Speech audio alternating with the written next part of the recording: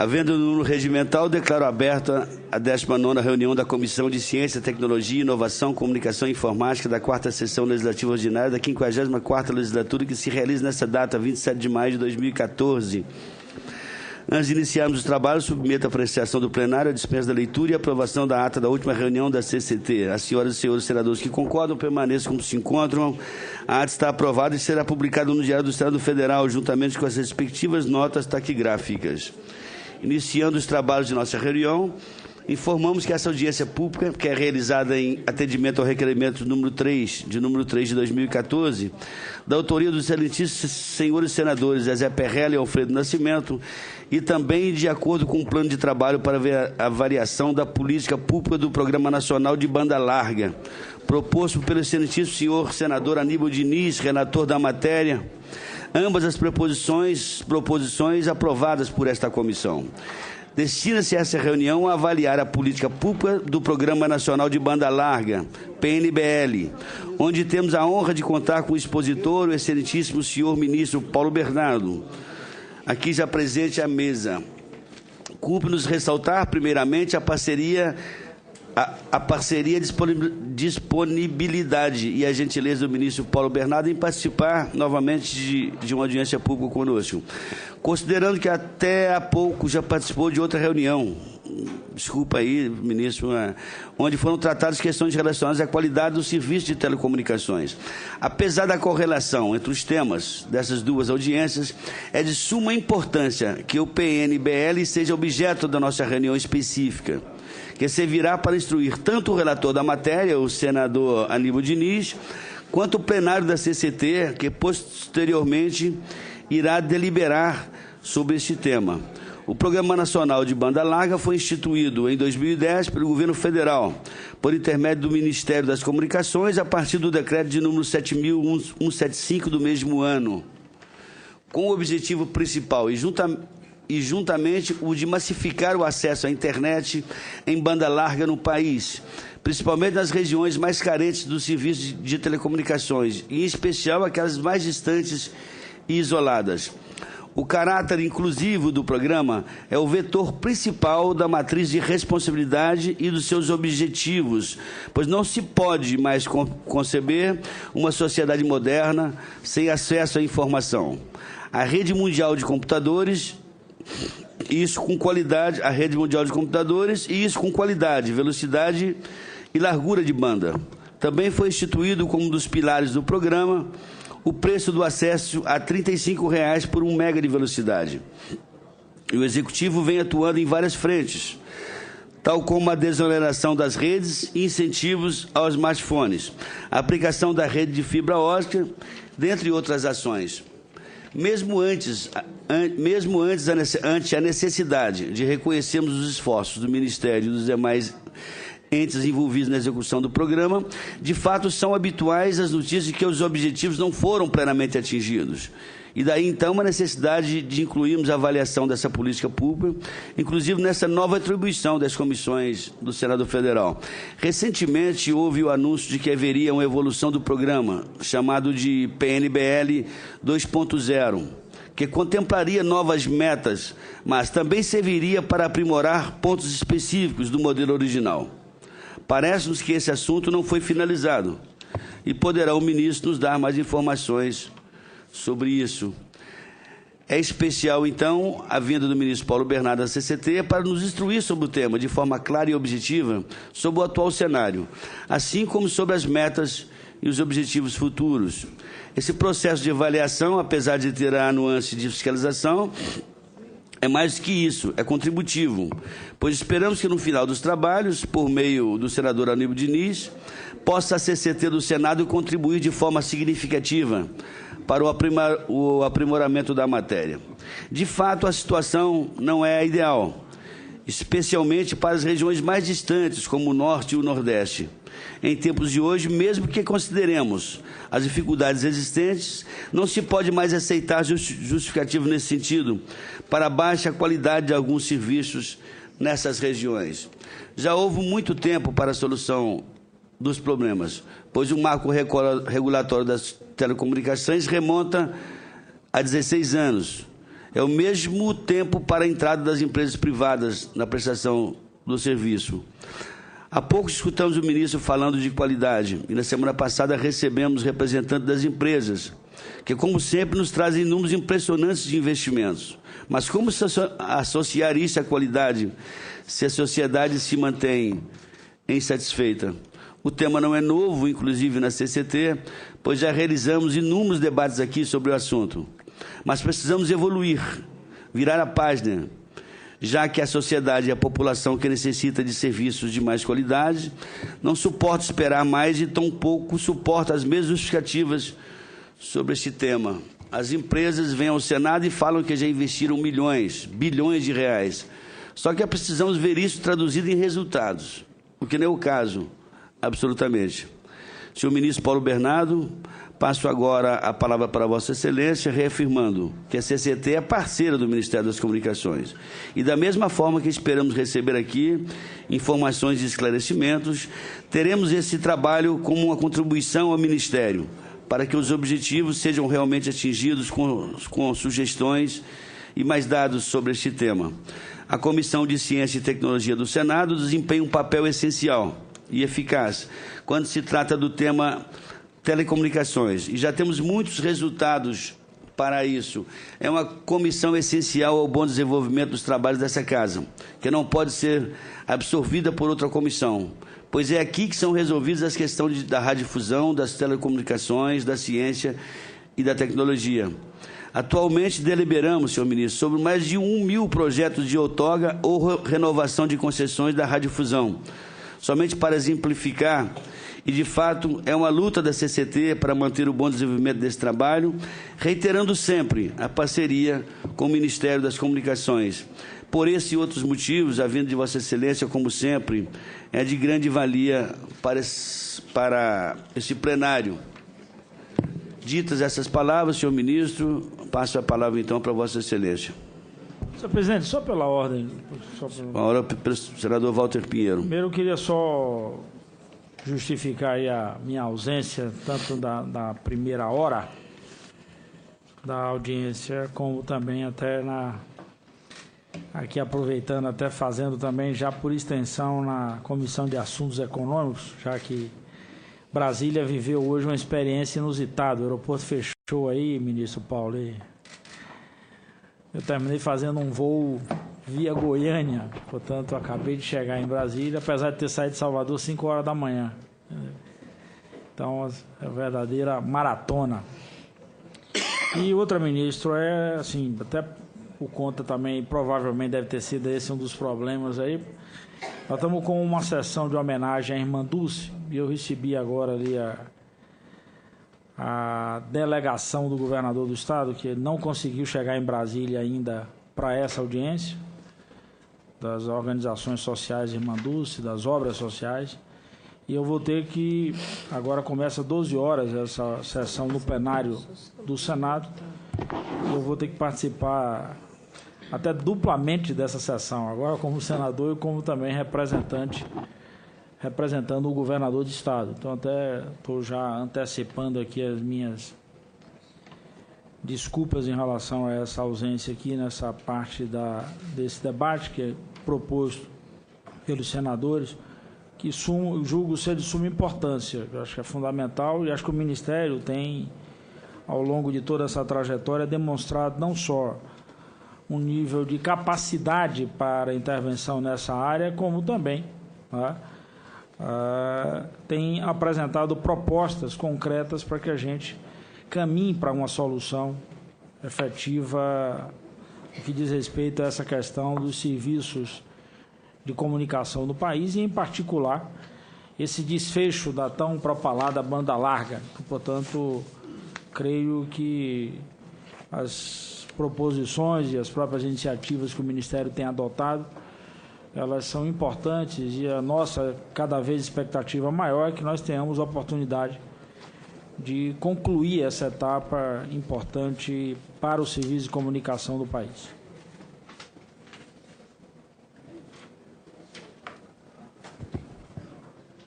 Com a palavra, o ministro Paulo Bernardo. Muito obrigado, presidente.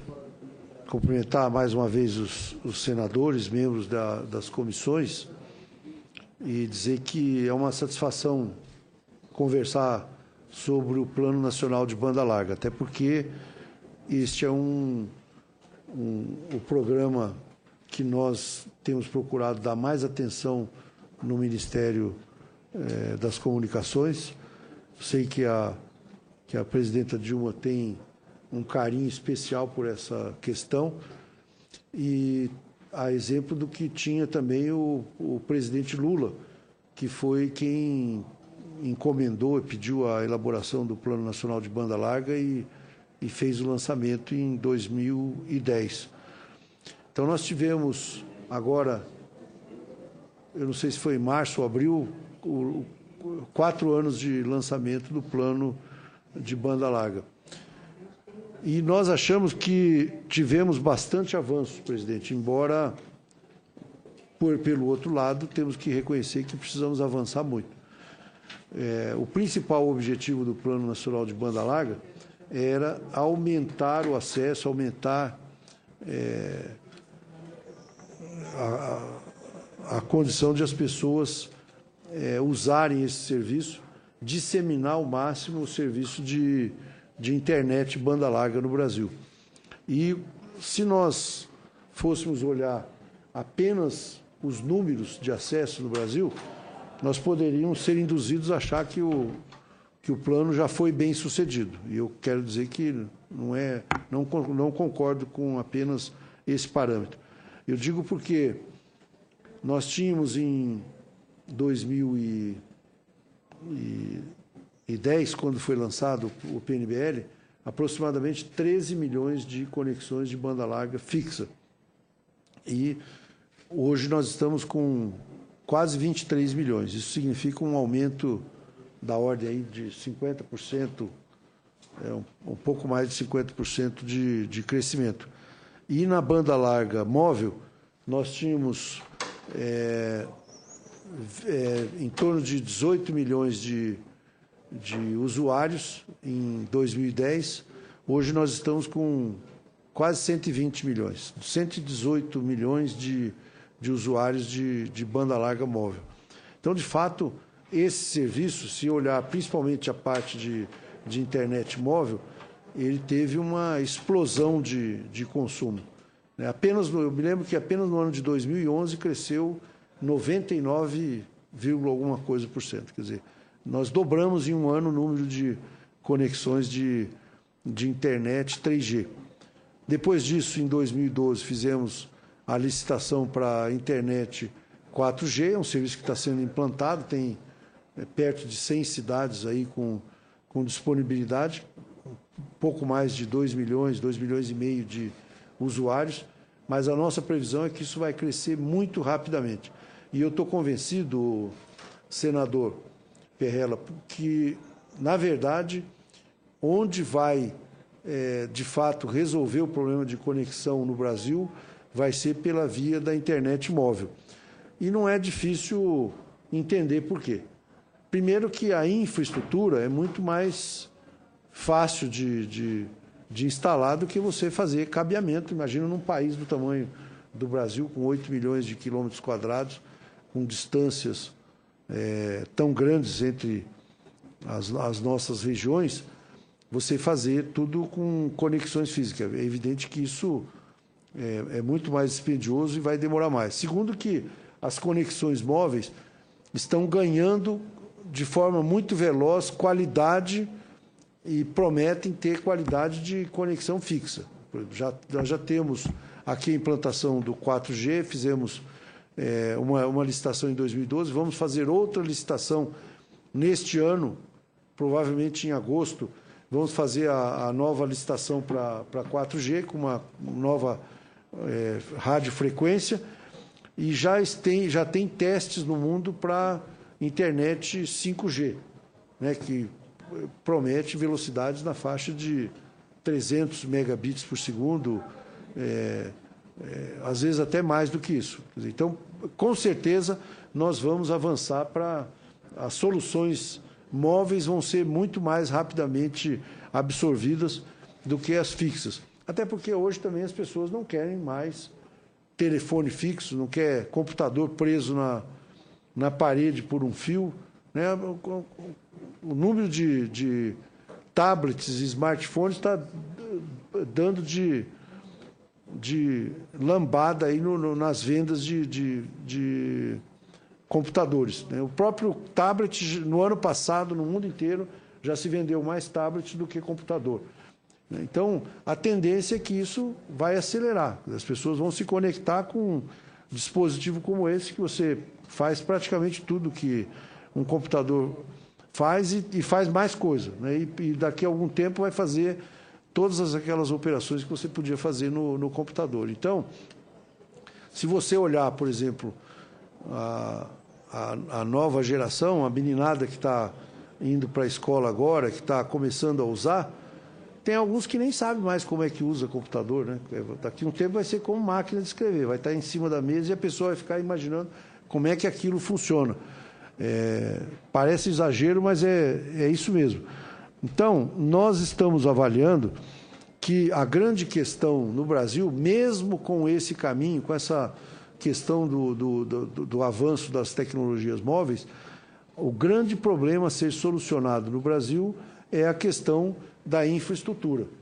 A exemplo do que nós temos que fazer com rodovias, com ferrovia, com aeroportos, com saneamento, com abastecimento de água, o problema das telecomunicações é um problema de infraestrutura. O Brasil precisa ser dotado de uma infraestrutura de telecomunicações que dê condição de atender as mais distantes regiões com boa qualidade. Isso só faz nesse momento, só tem uma solução, é fazer redes de fibra ótica no país inteiro.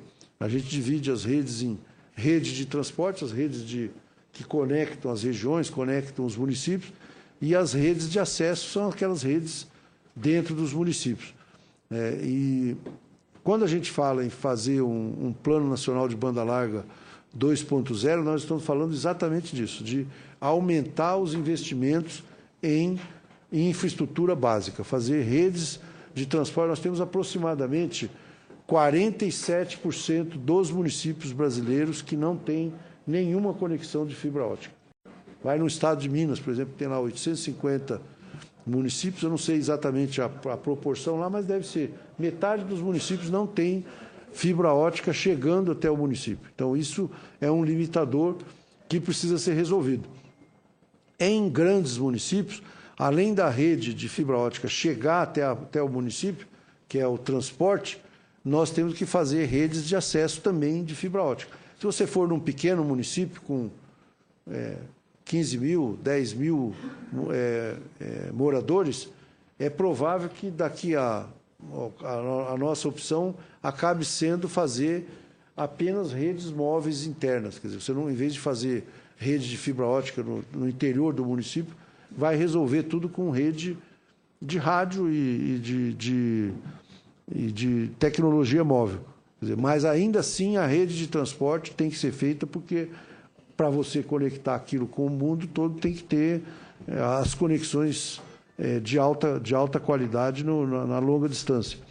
Então, nós avaliamos que o grande desafio que nós temos que fazer hoje para avançar mesmo, é ter fibra ótica em todos os municípios e nos grandes municípios ter fibra ótica internamente. Porque hoje nós temos uma situação que é a seguinte: você vai numa região metropolitana como São Paulo, Belo Horizonte, Curitiba, Brasília, você tem uma grande oferta de infraestrutura, tem serviços que permitem atendimento com boa qualidade, e vai no interior, não tem infraestrutura. Mas mesmo nas regiões metropolitanas, se pegar ali Belo Horizonte, a região metropolitana de Belo Horizonte, evidentemente vai pegar uma parte da cidade mais desenvolvida, com maior poder aquisitivo, que tem infraestrutura com abundância, e quando você vai na região mais pobre, com menos poder aquisitivo, você não tem praticamente nada. Então, as redes de acesso no interior dos municípios deixam muito a desejar também. Então, na nossa opinião, esse é o grande problema, o grande gargalo que nós temos que resolver. É evidente que ainda temos alguns municípios, principalmente aqueles localizados no interior da Amazônia, mas em todos os estados temos alguns municípios que são localizados em regiões com difícil acesso, montanha. Você pega, por exemplo, se for no interior do Pantanal, tem municípios que você não vai conseguir acessar com redes físicas. E nós precisamos atender da mesma forma. Nós achamos que a solução para isso vai ser atendimento por satélite. Quer dizer, você fazer o atendimento, talvez uns 5%, 7% dos municípios brasileiros que terão que ser atendidos via satélite. Isso também evoluiu muito, porque as conexões via satélite eram muito lentas. É muito comum no interior da Amazônia as pessoas pagarem R$500 por uma internet de 250 kilobits, porque é feito por satélite, ou então o satélite que abastece o ponto de difusão na cidade, quer dizer, fica com muito baixa qualidade e preço altíssimo. Isso acontece no Pará, no Amazonas, no Amapá, em Roraima. Então, hoje, com os satélites novos, já tem ofertas de serviço que era R$1.000, passa a ser vendido por R$99, por exemplo. No interior de Minas tem empresa de satélite privada vendendo serviço de boa qualidade por R$99, que, considerando a realidade do ponto de vista financeiro da nossa população do interior, ainda é caro. Quer dizer, nós precisamos ter um barateamento. É por isso que o governo encomendou e nós estamos construindo um satélite que vai ser lançado em 2016, com o objetivo de fazer provimento de banda larga nessas localidades com mais difícil acesso.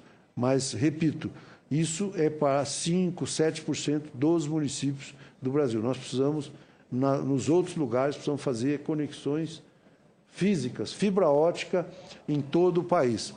Nós temos feito, nas licitações que fizemos, por exemplo, no caso da licitação do 4G, nós incluímos, já falei aqui na outra parte da audiência, a exigência de atendimento das regiões rurais. Isso vai dar um avanço muito grande, né? A estimativa do IBGE é que aproximadamente 15% da nossa população vive nas áreas rurais, né? No campo mesmo, ou em pequenos distritos que ficam fora das cidades.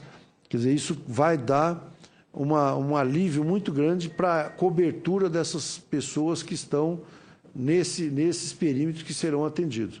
E, repito, isso vai ter que ser feito neste ano e o ano que vem. Tem que estar pronto até o final de 2015, tem que estar atendido todo esse Brasil que fica no perímetro de 30 quilômetros fora da cidade, né? E aí fica o problema para resolver de quem fica com distâncias maiores. A solução vai ser via a frequência de 450 MHz, que nós atribuímos para as empresas fazerem isso, ou frequência que já existe. Nós sabemos, por exemplo, que algumas empresas estão usando vão colocar 3G nos distritos, né, porque avaliam que vai ser mais produtivo. E acho que é mais racional mesmo, porque as pessoas querem tecnologia móvel. A pessoa prefere andar com o celular no bolso do que ter um telefone amarrado lá na parede e que ele não tenha a mesma utilidade, não tenha a mesma facilidade de uso que o móvel. Além disso, nós já sabemos que na licitação de 700 MHz, as empresas também têm demonstrado interesse de adquirir a frequência para atender os grandes centros e para atender também as obrigações que elas têm no interior de 3G ou de 4G, porque é uma frequência que tem alcance muito maior do que a maioria das frequências que nós já temos funcionando. Ou seja, você faz o mesmo trabalho com menos infraestrutura. Isso barateia a construção de infraestrutura e você consegue fazer o atendimento com mais facilidade. A avaliação que nós temos hoje, algumas pesquisas que nós temos feito, é de que avançou muito no interior do país, mas a limitação é a infraestrutura. Quer dizer, o serviço, se a gente está reclamando de serviço em Brasília, imagina no interior dos estados, né, com a dificuldade de infraestrutura que nós temos.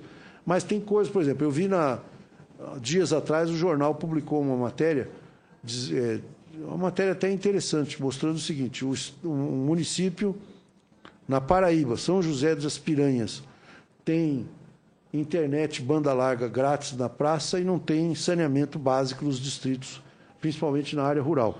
Na verdade, eu não estranharia isso. A tendência é que principalmente na tecnologia móvel, vai avançar muito mais rápido, vai chegar muito mais rápido o celular e a internet do que o saneamento básico. Não estou dizendo que isso é uma coisa boa, estou dizendo que isso vai acontecer porque a velocidade com que está avançando é muito rápida. Tem um levantamento muito interessante que foi feito pelo Instituto Data Popular, que fez, junto com a Confederação das Favelas do Brasil, uma pesquisa. Eles deram o nome de Data Favela. Pegaram 80 e poucas favelas no Brasil inteiro, em regiões metropolitanas, e avaliaram as condições de consumo, de vida das pessoas, e particularmente na área de comunicações, o estudo mostrou umas coisas muito interessantes.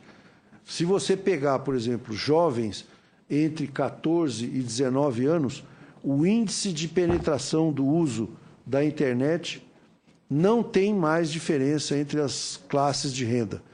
Quer dizer, o jovem que tem 17 anos da classe C usa tanto a internet quanto o jovem da classe A ou da classe B.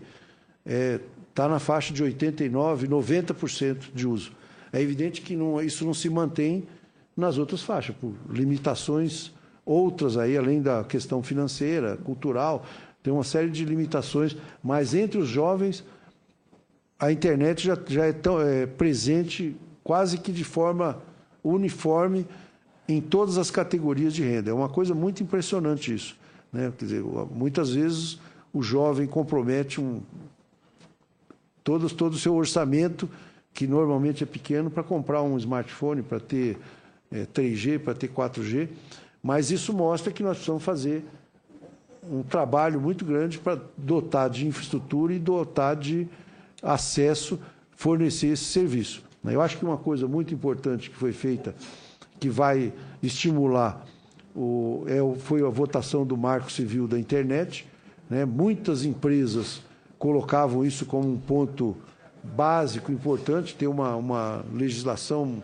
que desse segurança jurídica para fazer investimentos.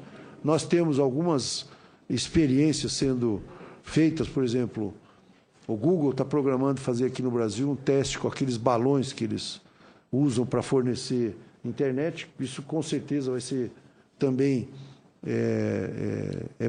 uma opção a mais para as regiões com mais dificuldade de fazer infraestrutura, né? Até porque alguns desses balões já têm raio de alcance, às vezes até de 100, 150 quilômetros. Acho que é uma coisa positiva. Mas, sobretudo, para concluir, quero repetir, nós precisamos fazer muita infraestrutura.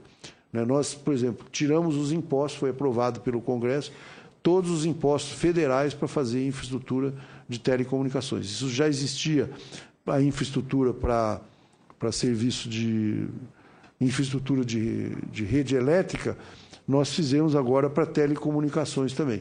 E provavelmente isso vai alavancar bastante os investimentos nos próximos anos. E quando a gente fala de número de investimento, Vossa Excelência falou, não, as empresas vêm aqui e dizem, acho que no ano passado investiram 27 bilhões de reais. Mas, na verdade, nós temos que avançar muito mais, porque tem algumas regiões que as empresas, se não tiverem algum incentivo, não vão. Você vai, por exemplo, eu fui lá em Rondônia, onde o prefeito é um amigo nosso, foi deputado aqui, o governador Confúcio Moura. Ele está fazendo um trabalho lá, um esforço enorme para levar internet para os mais diversos rincões. Mas eu conversei com ele e falei, olha, só que o ICMS em Rondônia é 35%. Quer dizer, se você olhar, considerar que o ICMS é cobrado por dentro, calculado por dentro, significa que está cobrando 45% praticamente de imposto a mais. Uma boa medida seria, por exemplo, reduzir um pouco esse ICMS, principalmente que não tem, sobre a banda larga, que não tem tanta, né? Nós achamos, senador, que se avançarmos na questão da infraestrutura, nós vamos dar conta de universalizar a internet aí nos próximos anos, com toda certeza. É isso. Senador Aníbal.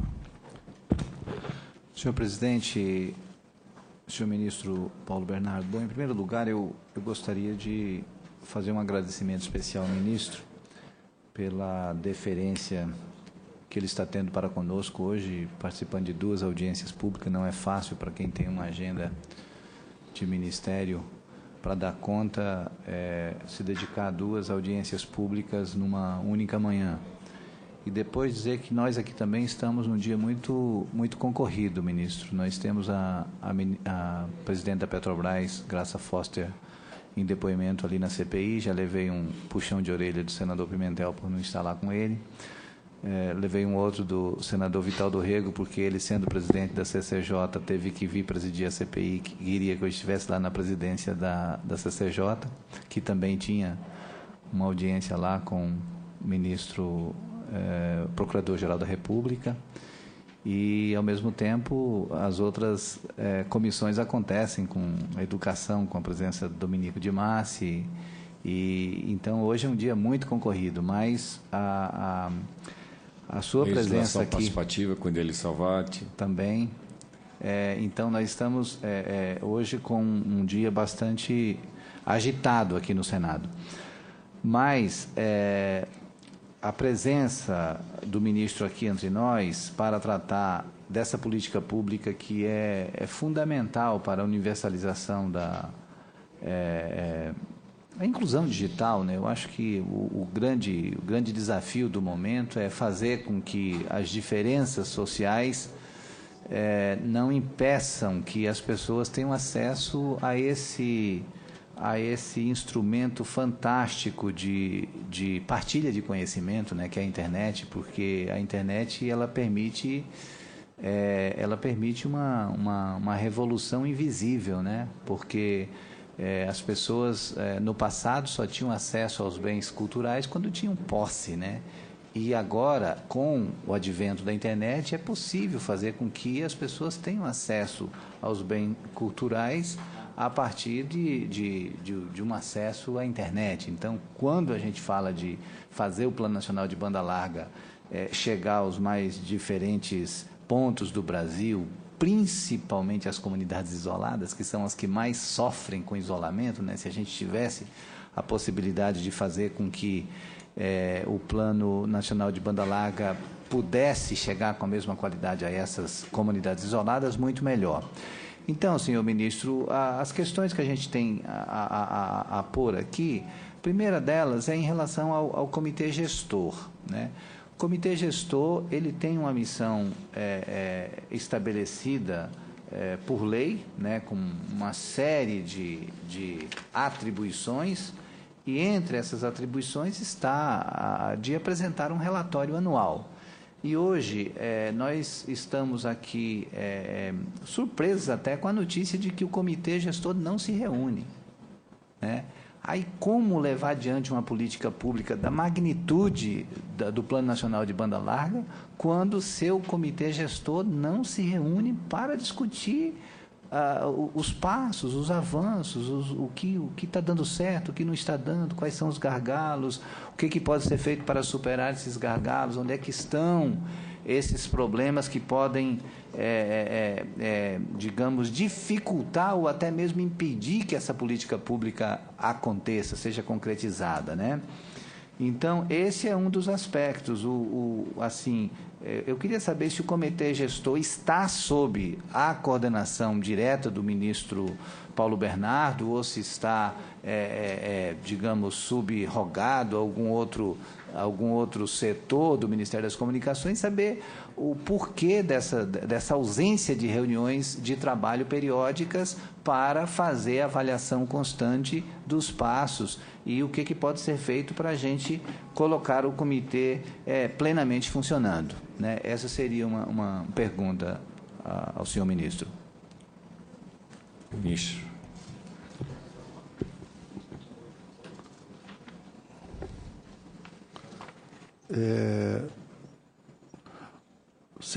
Senador Aníbal, de fato, nós não temos feito reuniões com tanta frequência, mas a avaliação das ações do Plano Nacional de Banda Larga, temos feito isso a miúde, temos, inclusive, acompanhado o que acontece, estado por estado, cada região, né, o avanço dos serviços, o avanço das ações relativas ao plano. Agora, tem questões que Vossa Excelência coloca, por exemplo, para você atender as comunidades mais distantes, tem que ter mecanismo para fazer isso. Se não tiver satélite, não vamos conseguir fazer isso. Até porque essas comunidades isoladas, como disse Vossa Excelência, nós não vamos ter condição de fazer atendimento com rede física, quer dizer, construir uma rede até o local, né? Não é só por questão de custo, é porque, de fato, do ponto de vista da engenharia, da construção disso, é muito difícil se não for inviável. Então, eu não sei, talvez se fosse o caso de nós pegarmos cada ponto do programa e fazer um relatório sucinto. Vossa Excelência está querendo fazer a avaliação de ponto a ponto, nós temos condição de fazer toda a avaliação, a construção de redes, quantos municípios já foram atendidos, né, o andamento da contratação do satélite, né, a evolução. Mas eu acho que temos condição de lhe fornecer todos esses dados aí para subsidiar o relatório de Vossa Excelência.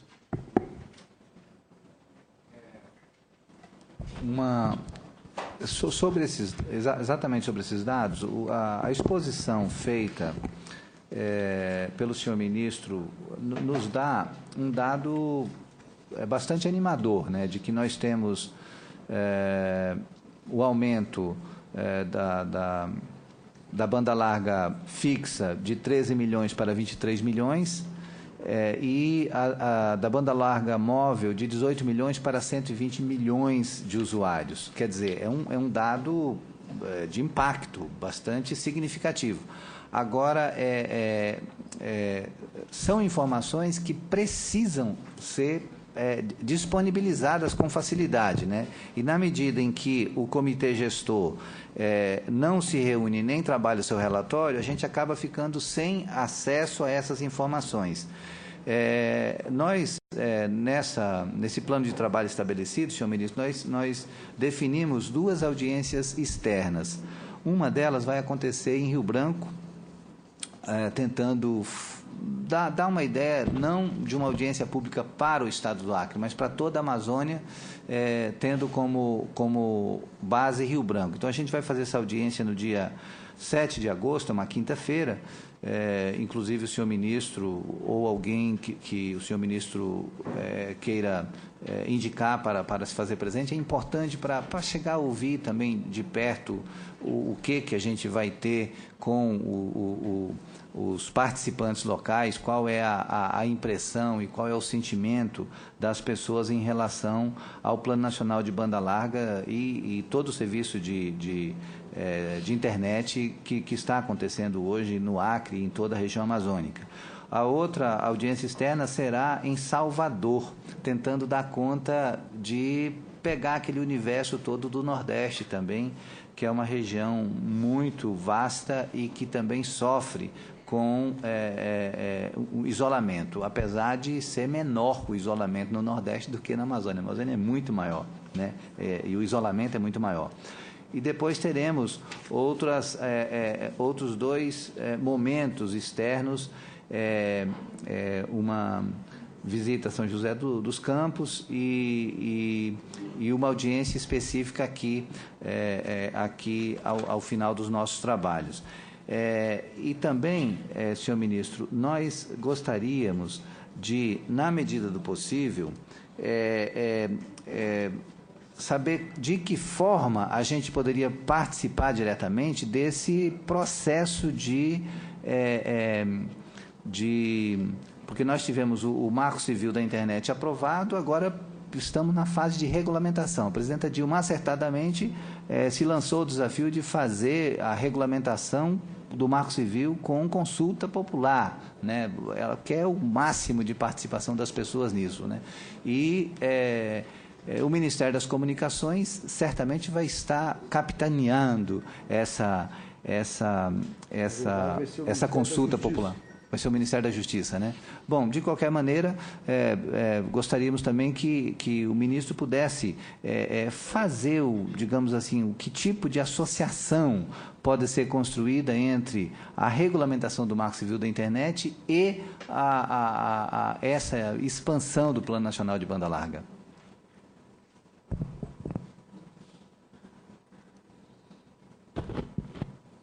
Está me perguntando isso? Sim. Senador, eu acho que a única associação que a gente pode fazer é de que o Marco Civil da Internet ele cria condições de segurança jurídica e repito o que eu disse na minha fala anterior, muitas empresas mencionavam isso antes da votação do Marco Civil. Quer dizer, seria importante ter um marco com segurança jurídica, com definição clara na lei, para estimular os investimentos. Quer dizer, na verdade, o Marco Civil não tem uma relação direta com o Plano Nacional de Banda Larga. Ele assegura os direitos e assegura as normas de funcionamento, os direitos dos usuários, as normas de funcionamento da internet no Brasil, né? Estabelece uma forma democrática de convivência, as condições em que as pessoas podem utilizar e os seus direitos para usar a internet. Eu acho que foi extremamente importante, né, mas eu, sinceramente, não vejo uma relação direta com os investimentos do Plano Nacional de Banda Larga, a não ser nesse aspecto de dar segurança jurídica para as empresas que querem fazer investimento. Perfeito, senhor ministro. Também na sua exposição, sou animador a gente ouvir do próprio ministro a consciência de que levar o Plano Nacional de Banda Larga para as comunidades mais distantes é extremamente difícil e que a gente vai ter que buscar um caminho alternativo para isso. No caso do Pará e no caso do Acre, já temos parcerias estabelecidas com a Eletronorte para utilizar a sua rede de fibra ótica. Mas, mesmo assim, alguns números permanecem bastante desafiadores no que diz respeito à parte que toca às empresas, né? A Anatel divulgou, por exemplo, em fevereiro, as metas de banda larga fixa e móvel referentes a dezembro de 2013. Os estados da região norte ainda estão muito longe de terem as metas definidas pela agência cumpridas pelas empresas, especialmente de velocidade média e velocidade instantânea. No Acre, apenas a Claro atingiu a meta de velocidade mínima exigida de 30% da contratada em 95% dos casos. Já a meta de velocidade média, pelo menos 70% da velocidade contratada, foi cumprida apenas pela Claro e pela TIM. O Estado também sofre com a qualidade da banda larga fixa prestada pela Oi, a única prestadora disponível. Dos 6 indicadores analisados pela agência, a empresa conseguiu cumprir a meta em apenas 2 deles, velocidade média e variação de latência. No Amapá, a situação é ainda pior. Nenhuma das 4 operadoras móveis atingiu a meta de velocidade instantânea e média de banda larga móvel. E, mais do que isso, ficaram muito longe dos índices exigidos. Na velocidade instantânea, o destaque negativo vai para a Claro, que entrega o contratado em apenas 13% das medições. Na velocidade média, mais uma vez, a Claro aparece como a pior, com 20,36%. A banda larga fixa não foi medida no estado. No Amazonas, Oi e TIM ficaram abaixo da velocidade média e instantânea da banda larga móvel. Na banda larga fixa, as 2 empresas que operam o serviço no estado, Oi e NET, cumpriram a velocidade média, mas a NET ficou abaixo da meta de velocidade instantânea e latência e disponibilidade. A Oi, por sua vez, não cumpriu a meta de perda de pacotes e latência. Situação semelhante acontece também em Rondônia e Roraima. Na banda larga fixa, a Oi descumpre os indicadores de velocidade instantânea, latência e perda de pacote nos 2 estados. Na banda larga móvel, em Rondônia, a Oi descumpre a meta de velocidade instantânea e mínima, enquanto que a TIM descumpre a meta de velocidade mínima. Em Roraima, a Oi e a TIM descumprem a meta de velocidade média e instantânea. A Claro descumpre a meta de velocidade média e a Vivo descumpre a meta de velocidade instantânea. Mesmo tendo digamos assim, um ligeiro aumento de velocidade, há um flagrante descumprimento daquilo que foi contratado, né? Isso tudo, senhor ministro, a gente espera poder aprofundar, ouvindo, inclusive, na audiência pública que vamos ter no Acre, poder ouvir os gestores locais, os usuários, porque a gente não tem como chegar a uma ideia real de como está a situação, sem ouvir diretamente o usuário, né? Então, nesse caso, a audiência pública ela tem um papel fundamental e a gente espera, com essas audiências públicas, produzir um relatório que contribua, de alguma maneira, para que o Plano Nacional de Banda Larga ele ganhe cada vez mais efetividade e aquilo que foi a ideia original na concepção do plano, desde o governo do presidente Lula e agora com a presidenta Dilma, com o senhor à frente do Ministério das Comunicações, a gente espera que, de alguma maneira, a gente possa identificar onde estão esses problemas, quais são os gargalos mais presentes e se a gente pode também apontar alguma saída, alguma solução para a superação dessas situações. No que diz respeito às empresas, eu acho que há algum mecanismo de cumprimento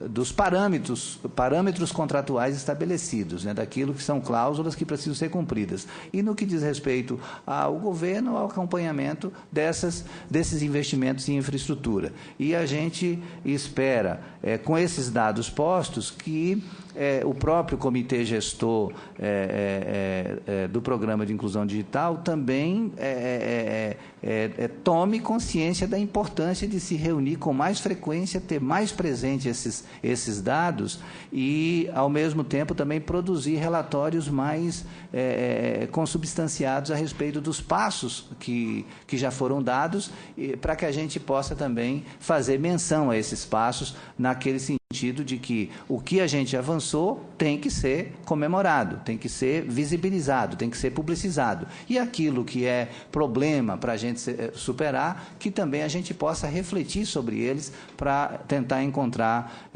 caminhos que contribuam para a efetiva concretização desse fantástico Programa Nacional de Banda Larga e da universalização da internet para todos os rincões do país. Da minha parte, senhor ministro, concluo aqui e deixo à disposição de Vossa Excelência se gostaria de fazer algum comentário. Senador Aníbal, primeiro quero reconhecer que Vossa Excelência tem razão.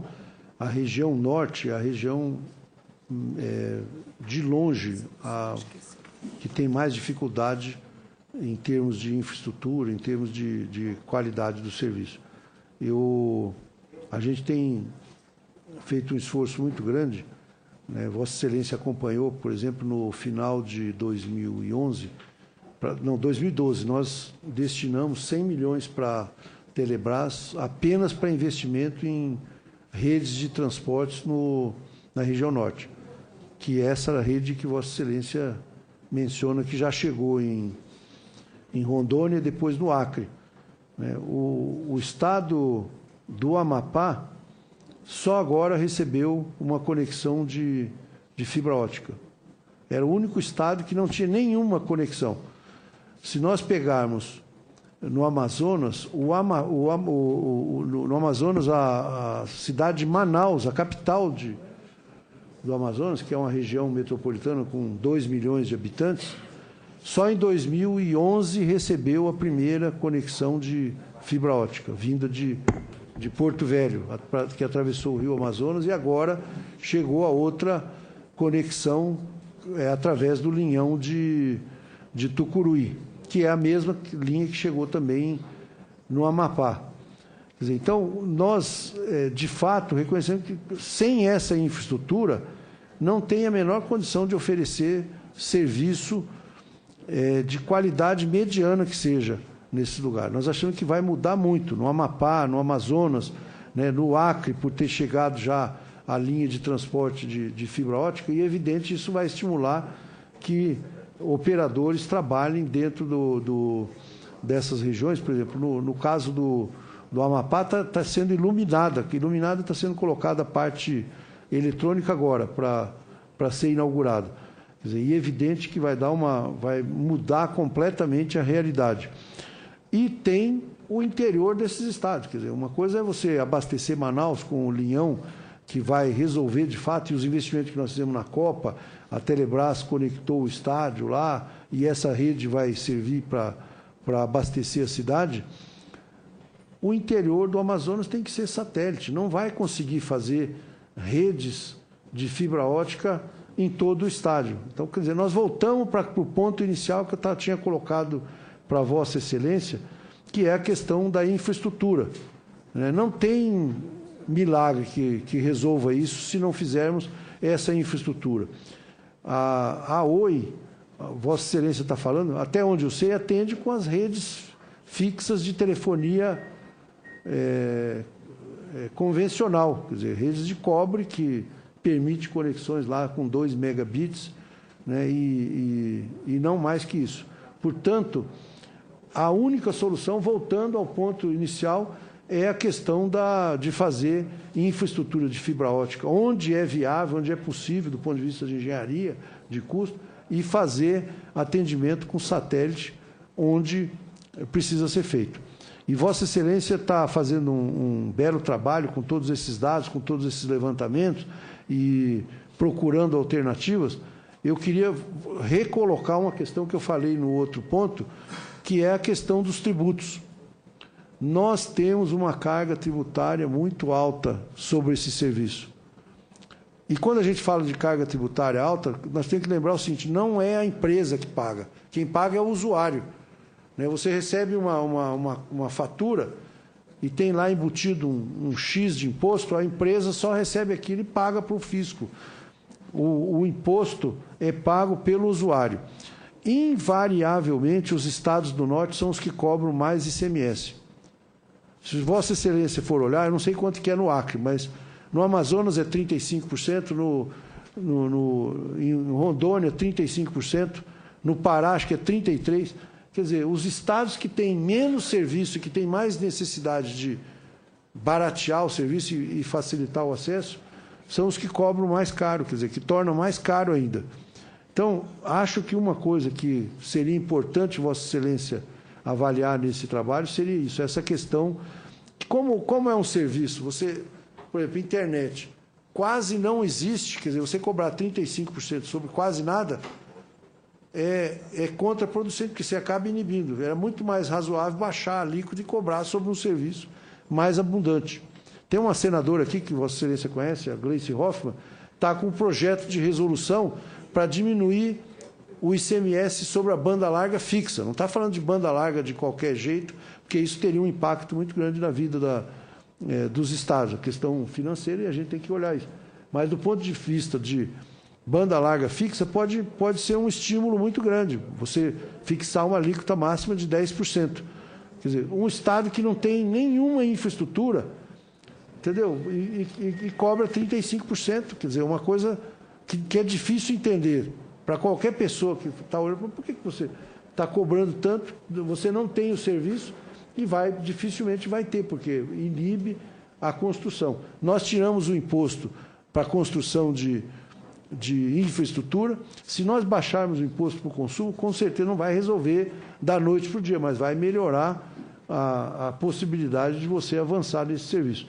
Mas, no mais, eu quero dizer que nós queremos colaborar com as audiências públicas e com a confecção do relatório de Vossa Excelência, até porque eu acho que esse tema é um dos mais importantes hoje na questão de infraestrutura, porque isso é uma infraestrutura que atinge e interessa a todos os cidadãos de maneira geral. Falei agora há pouco aqui, né, tem um setor da população que é 90% de uso já, que é o caso dos jovens, por exemplo. E a tendência é que isso aumente mais ainda. Então, se a gente conseguir fazer infraestrutura, melhorar a qualidade, baratear o serviço, com certeza vamos estar fazendo um serviço, um bem para toda essa população que é interessada.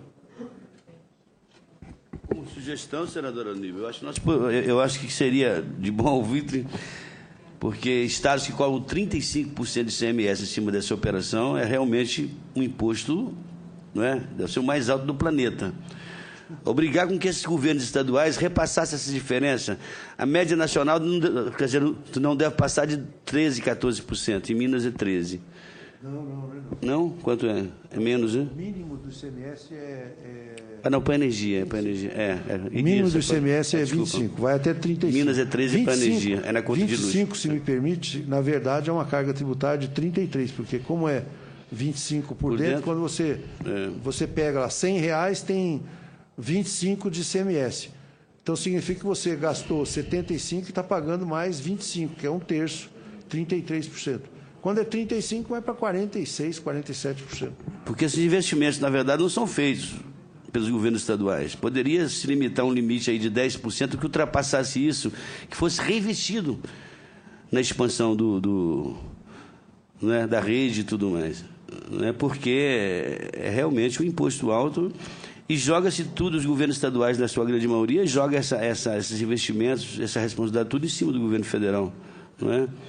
Eu acho que se nós obrigássemos os estados a repassar parte desse ICMS para melhoria do serviço, seria uma sugestão, a meu ver, bastante prática.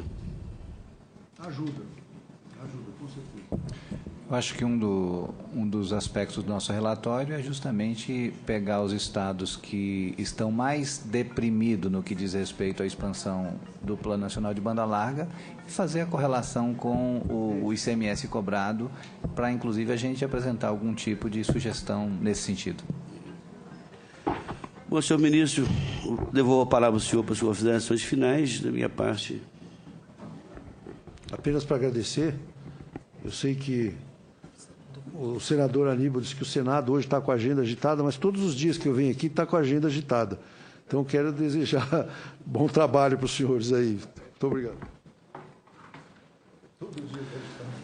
Pela ordem, senhor presidente. Pela ordem do senador Aníbal.